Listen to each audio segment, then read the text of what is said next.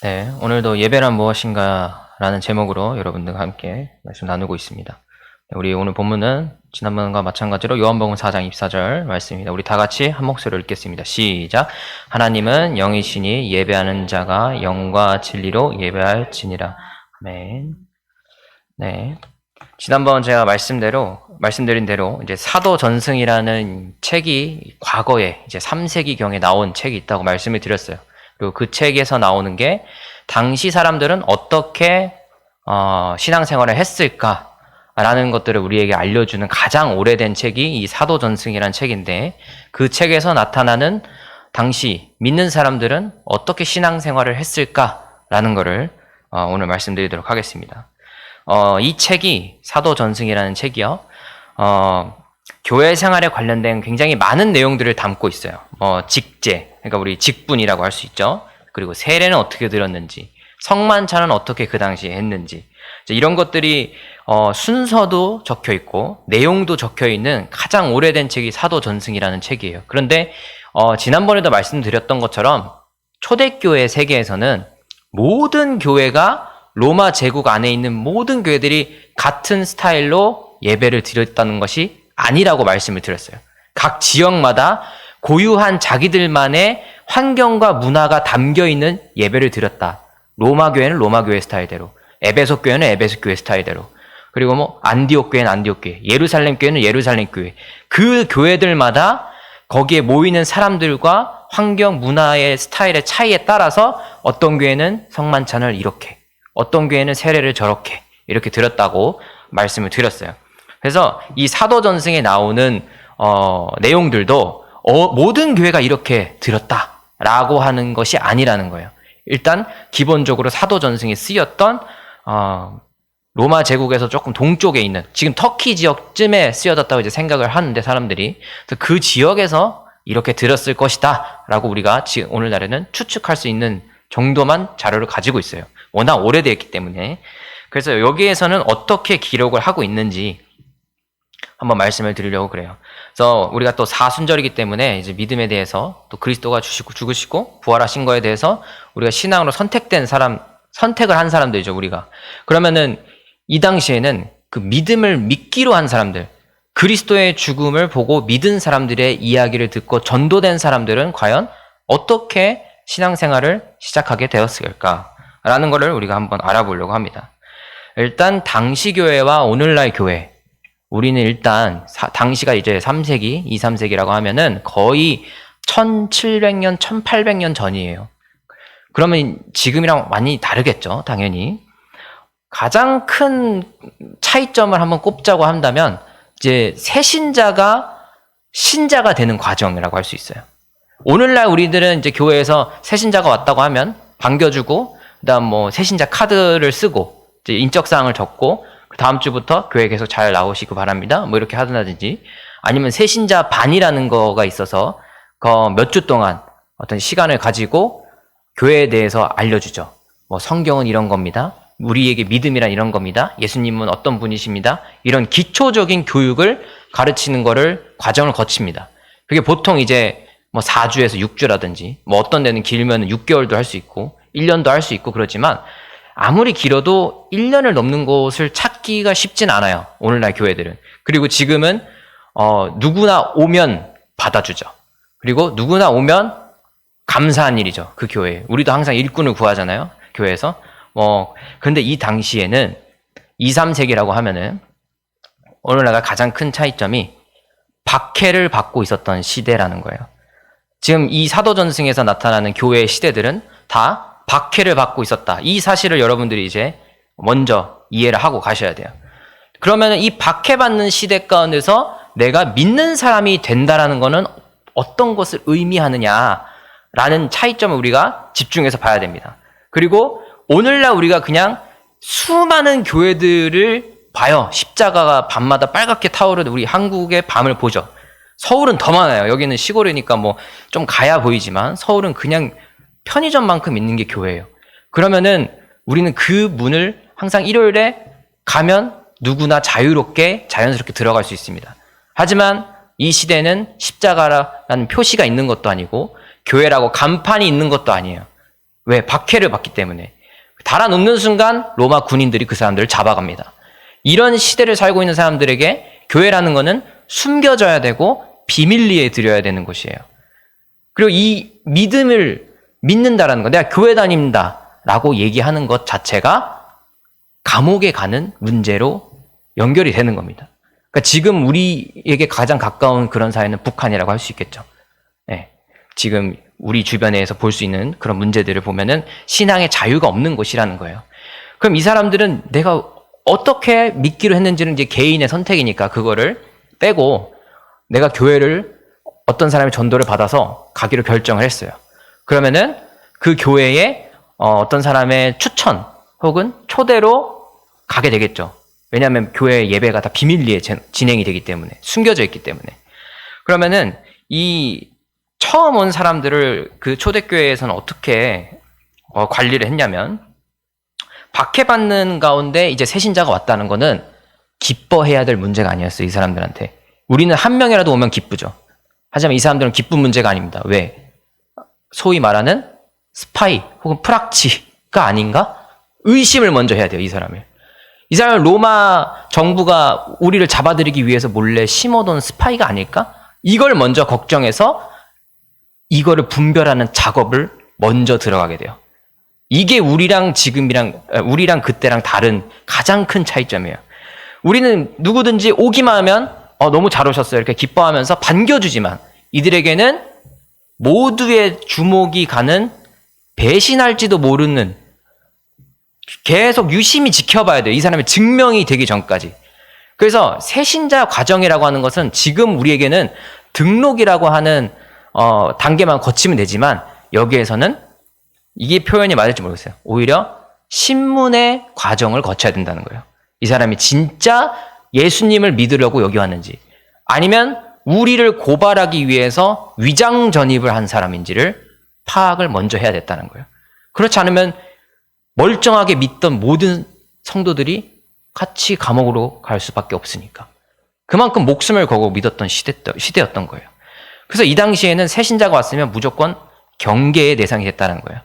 그래서 이 사람은 그냥 내 발로 교회에 올 수 없습니다. 누군가 우리 교회를 초대해야지만 새신자가 우리 교회에 올 수 있게 되는 거예요. 비밀리에 예배를 드리니까.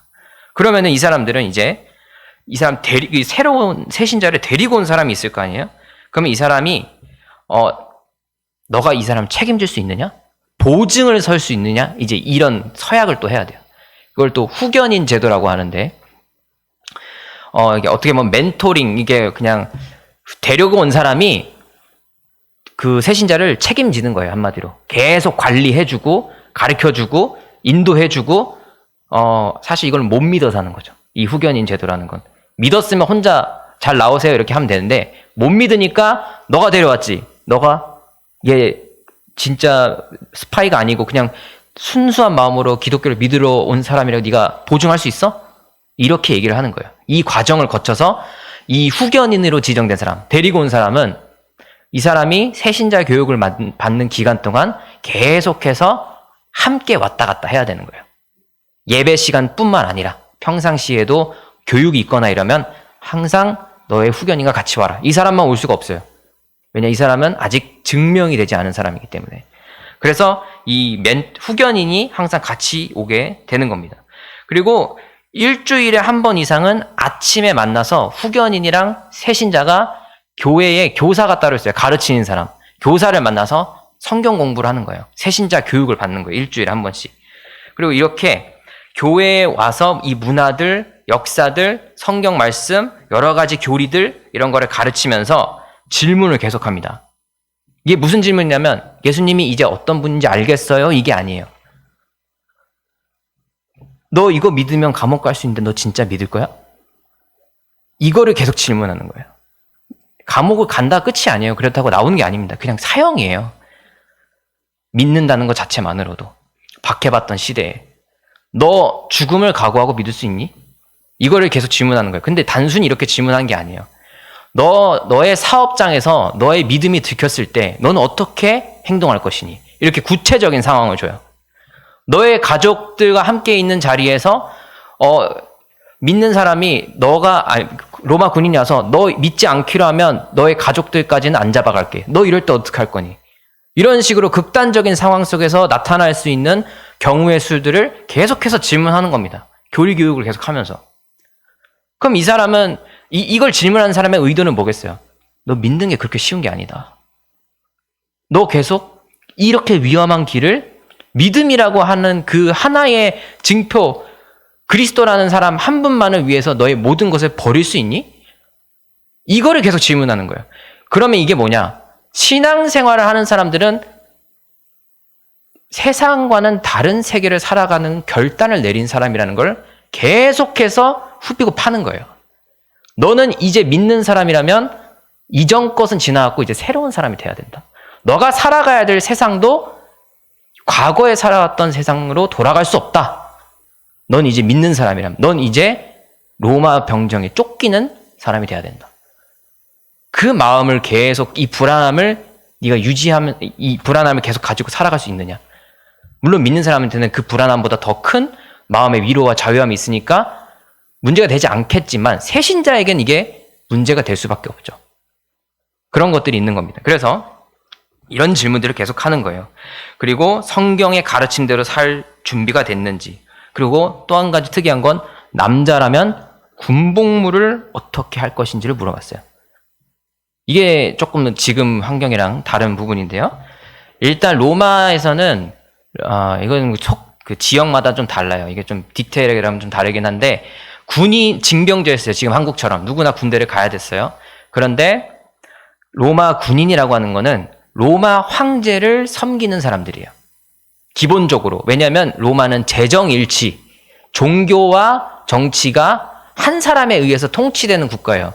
그렇기 때문에 로마 황제는 왕이기도 하면서 다스리는 사람이기도 하면서 살아있는 신이기도 했습니다. 그렇기 때문에 로마 군인들은, 우리는 지금 군인들은 태극기에 경례를 하죠. 나라에 대해서 경례를 하죠. 근데 로마는 황제의 조각상에 대고 경례를 아침마다 한 거예요. 쉽게 말씀을 드리자면. 그러니까 이거는 한 사람의 신인 황제를 따르는 군인들이다, 우리는. 그것이 국가다. 국가는 이꼴 로마 황제인 거예요. 그러니까 이게 재정일치 사회이기 때문에 이렇게 되는 건데, 그러면 로마의 군인들은 다른 신을 섬길 수가 없다는 거죠. 아니, 또 한 사람의 신을 섬기고 있는 거죠. 이게 로마는 뭐 다신교 국가니까 여러 신을 섬기지만 제일 중요한 건 황제를 섬기는 거예요. 황제를. 근데 그리스도인들은 우상을 섬길 수가 없잖아요. 이게 가장 큰 걸림돌이 되는 거예요. 그래서 군인이 되는데 너 어떻게 할 거냐, 이런 것들이 이제 계속 질문을 하는 거죠. 그러면 안 갈 수 있는, 이게 지금처럼 무조건 가야 된다 이게 아니고, 왜 뭐 가난한 사람은 간다든지 부자인 사람은 뭐 돈을 내서 안 간다든지 뭐 여러 가지 방법이 있었어요. 그래서 그런 것들을 어떻게, 네가 군복무 문제를 어떻게 해결할 것이냐, 이런 것들이 있었고, 군인인데 직업군인인데 온 사람이 또 있어요. 이러면 또 어떻게 할 것이냐, 이게 되게 애매해지는 부분 중에 또 하나였어요. 그래서 직업군인 같은 경우는 너는 군복무를 포기할 것이냐, 아니면 살인을 하지 않겠다라는 각서를 쓸 것이냐, 뭐 이런 식으로 또 여러 가지 그 사람들 나름의 고민을 좀 한 흔적들이 나타납니다. 그래서 이런 것들이 실질적인 상황 속에서 믿는 사람에게 나타나는 그런 신앙적인 문제들, 어떻게 할래? 이런 식으로 계속 질문을 하는 거죠.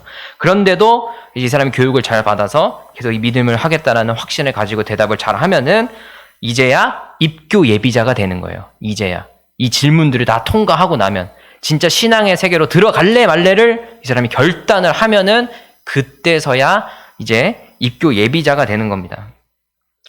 근데 이 압박 면접이죠. 막 계속 압박해서 면접하고 막 신문하고 막 이랬던 과정들이 이제 이런 과정들은 결국 너가 신앙인으로서 새로운 세계를 살아갈 것인데 그거를 감당할 수 있느냐를 질문을 하는 거예요.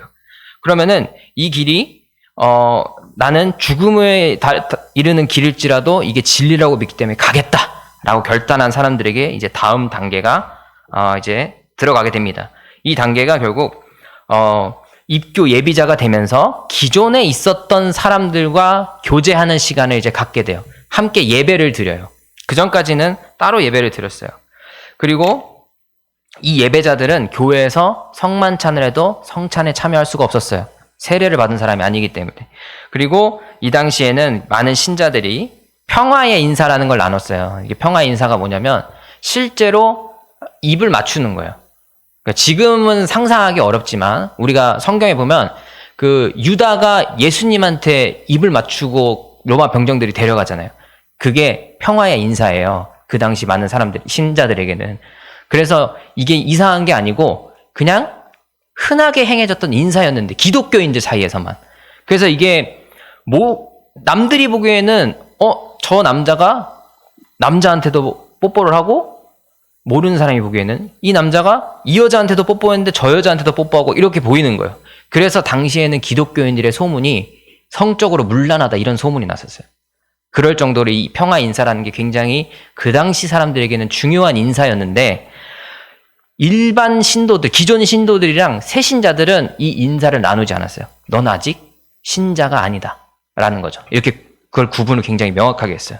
너네는 입교 준비자지 아직 우리가 인정한 교회가 인정한 신자가 아니라는 거예요. 그만큼 신자가 되기가 까다로웠어요. 이런 압박 면접을 통과하더라도.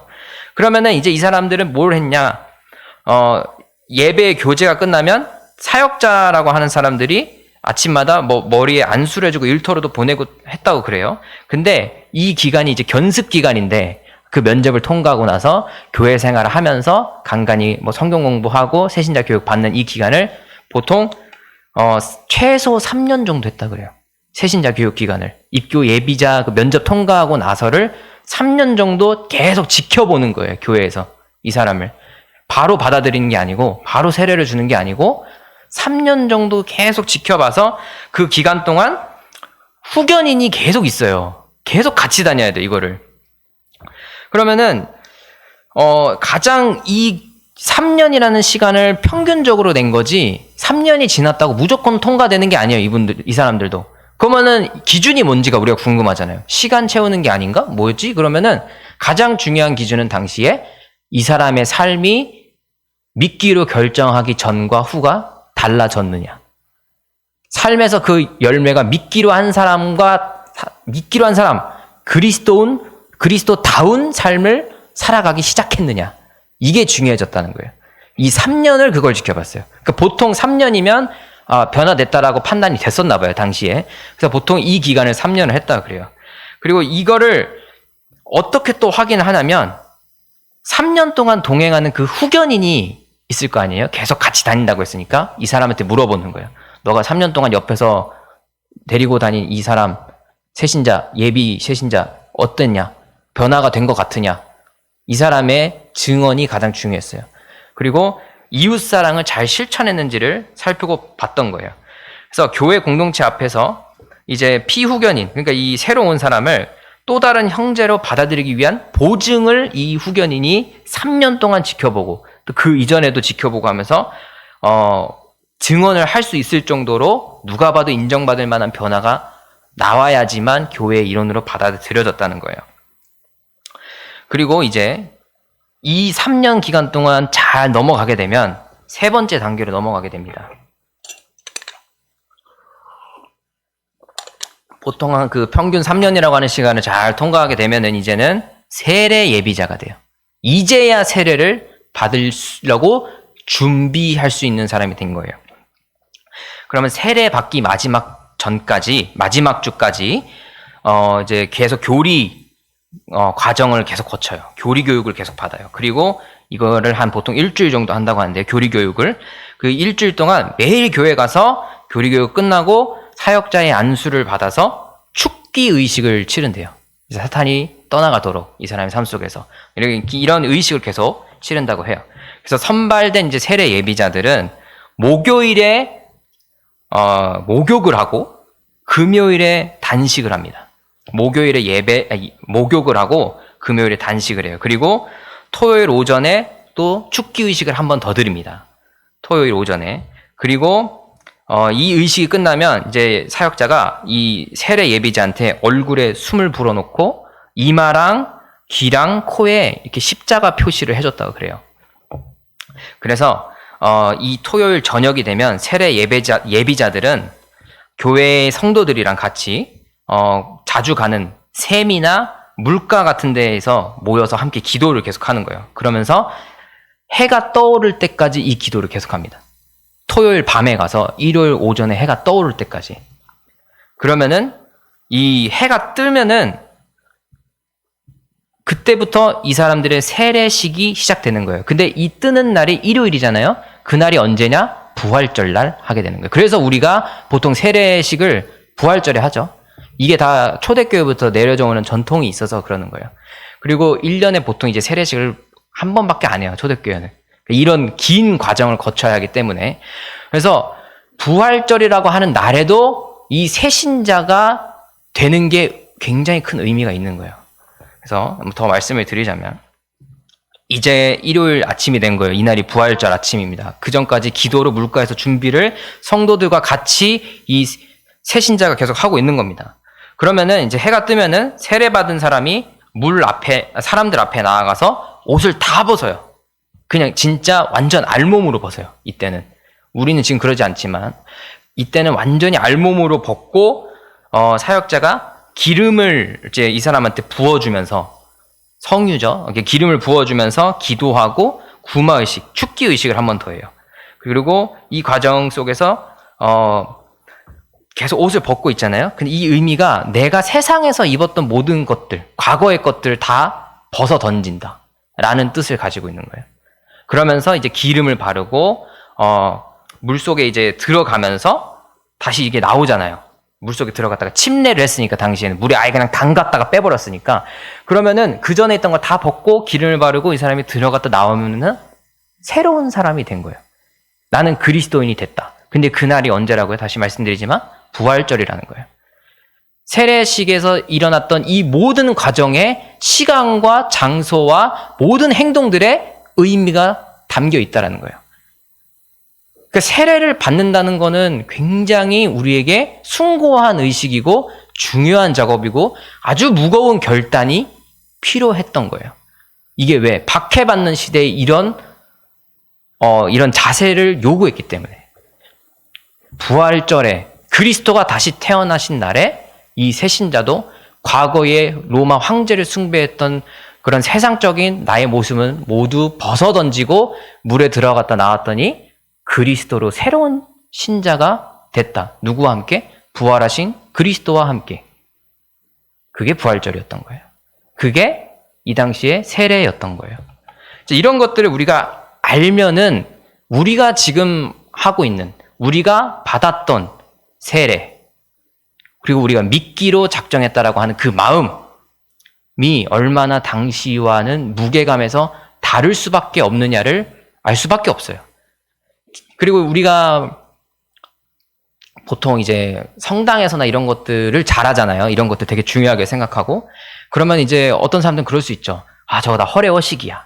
혹은 뭐 이렇게 비본질적인 게 왜 이렇게 많을까? 이렇게 생각할 수도 있지만 오히려 기독교 혹은 개신교가 가지고 있었던 옛날의 중요한 전통들을 우리가 또 너무 잊고 산 건 아닐까라는 의미를 한 번쯤은 다시 생각할 볼 필요가 있다라는 거예요.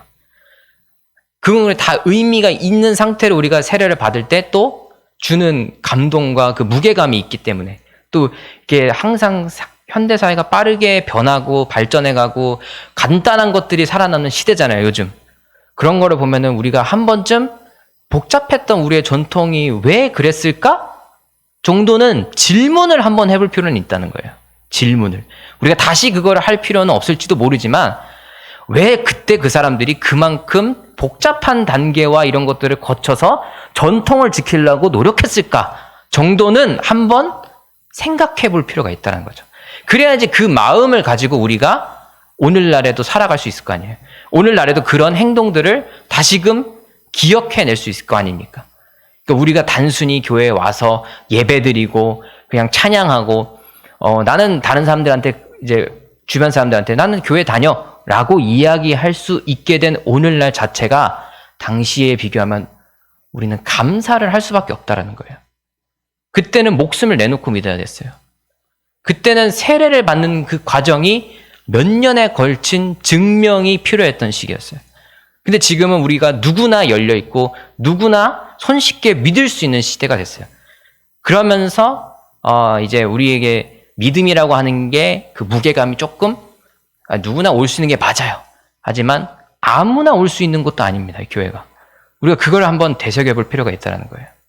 그래서 이런 것들이 우리는 눈에 보이지 않는 것들을 믿지만 이 당시에는 눈에 보이는 행동들을 통해서 사람들의 마음속에 직접적으로 그걸 보여줬던 시대였던 거죠.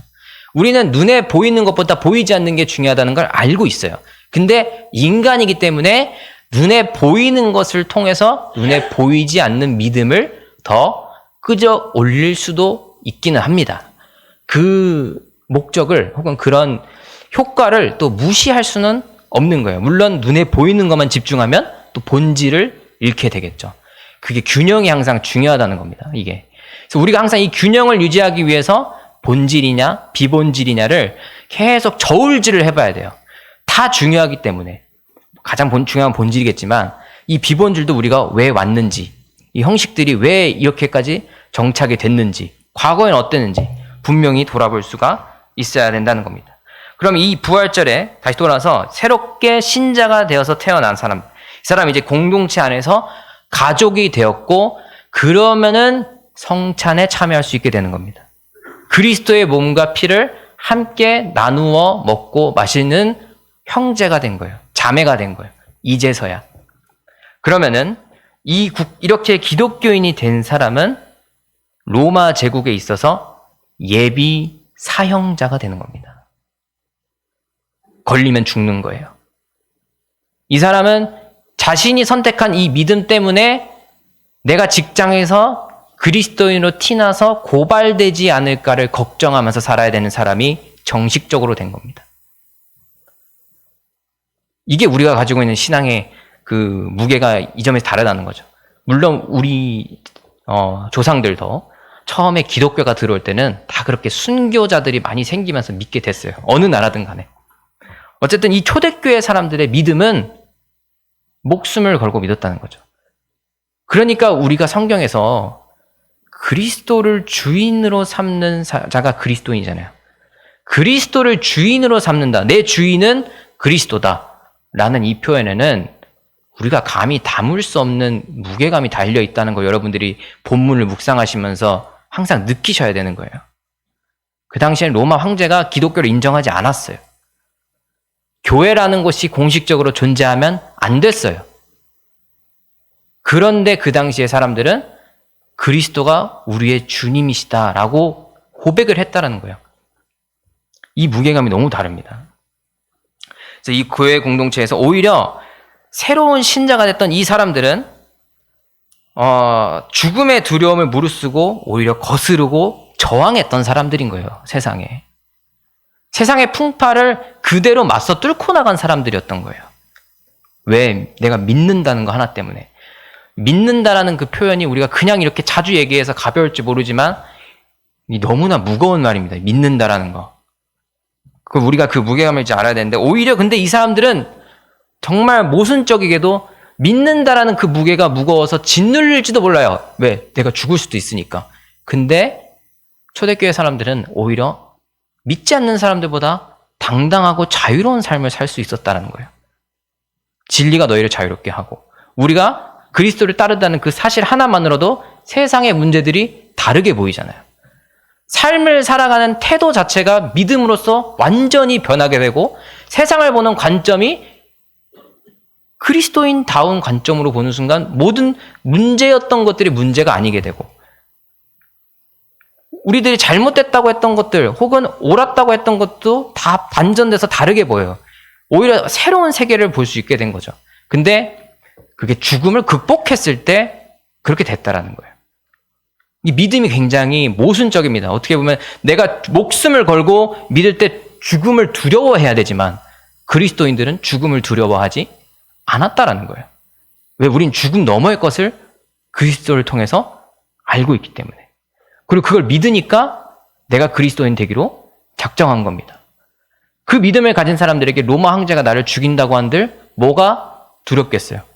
내가 비록 법적으로는 예비 사형자일지라도 천국의 시민권을 가진 사람이라는 믿음을 가진 사람들에게 그들에게는 오히려 이 죽음에 대한 두려움이 종교를 가지면서 생길지도 모르지만 오히려 반전으로 모순적이게도 그런 것들이 더 자유로워진다라는 거예요.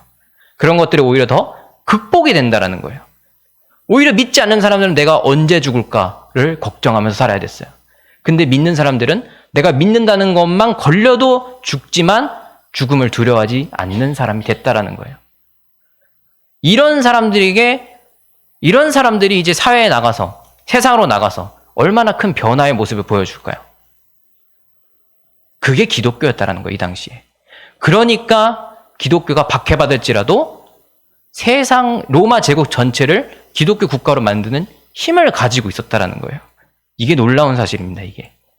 그거를 이제 우리가 오늘날에도 회복할 필요가 있다라는 거예요. 아무리 많이 믿으면 뭐합니까, 교회에서. 아무리 한국의 25%가 기독교를 다녀도 그 당시만큼의 영향력을 우리 기독교인들이 과연 보여주고 있느냐.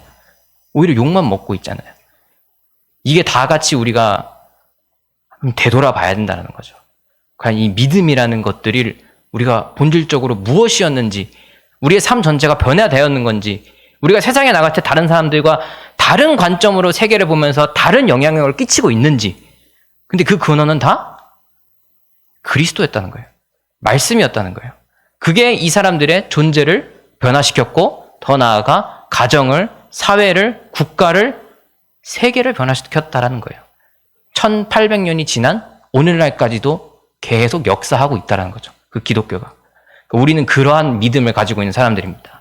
그리고 그 믿음을 계속해서 유지해야 되고 생각해야 되고 다시금 옛날로 돌아가지 않기 위해서, 내 삶의 예전 삶으로 돌아가지 않기 위해서 새로운 그리스도인의 삶을 계속해서 우리가 믿음을 점검해 봐야 된다는 거예요.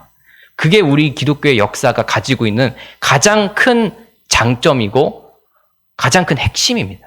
점검해야 된다는 거. 이 돌아보는 과정을 우리가 계속해서 역사를 통해서, 성경을 통해서, 문화를 통해서, 말씀을 통해서 모든 것들이 우리의 신앙을 점검하도록 만들어줘요. 이런 것들을 우리가 계속 기억하면서 우리의 신앙이 누구나 믿을 수 있지만 아무나 믿을 수 있는 것이 아니라는 것들을 우리의 마음속에 항상 새기면서 우리의 삶을 살아가야 될 것입니다. 네, 오늘 여기까지 말씀을 전하였고요. 다음 주에는 또 이거 이후에 3, 4세기를 했으니까 2, 3세기를 했으니까 교회 내에서 어떤 과정을 겹치면서 지금 세례까지 했어요. 그래서 다른 뭐 성만찬이라든지 이런 것들을 어떻게 초대교회에서는 했을까를 한번 나눠보는 시간을 가지도록 하겠습니다. 네, 우리 주기도문으로 다 같이 기도드리면서 오늘 예배를 마치도록 하겠습니다.